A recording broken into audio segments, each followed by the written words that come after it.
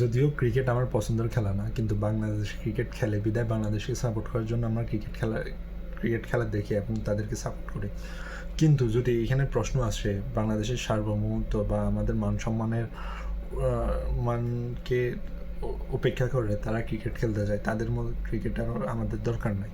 আর তারা ইদানিং যা শুরু করতেছে, আমি কে কোন পক্ষে আছে আমি ওটা জানি না, কিন্তু আমি তো বাংলাদেশের বিসিবির সভাপতির পক্ষে আছি। ওনার মতো একজন সভাপতি যদি আগে থেকে থাকতো, তাইলে আর ক্রিকেটারদের এত শরীরে চর্বি আসতো না। তোমরা তো ক্রিকেট এমনিতেই খেলো না, তোমরা বয়কট খেলা বন্ধ করে দিলে কী হবে? তোমরা একদম অপশন নিয়ে ফেলো, নতুন করে ক্রিকেটের পাইপলাইনটা গড়ে ওঠাও, ওটা ভালো হবে। তোমরা 20 বছরে কী অর্জন করছো? 20 বছরে তোমরা কেউ রাজনীতিবিদ হয়েছো?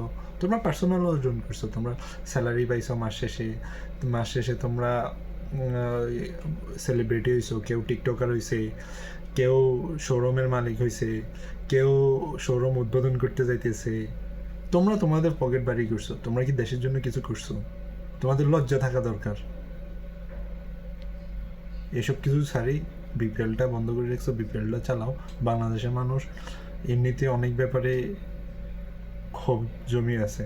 এখন তোমরা যা মানুষ একটু খেলা টেলা দেখে বিনোদন নিত, তোমরা ওইটাও বন্ধ করে রেখেছো। কোন দিন তোমরা পিডি বাংলাদেশের মানুষ ঘর ছাড়া করে আল্লাহ জানে। তো সুন্দর মতো বিপিএলটা ঠিক মতো খেলো। আর যে যাই বলুক, আমরা তো সভাপতির সাপোর্ট দিই, ওনার কথা ঠিক আছে। ধন্যবাদ সবাইকে।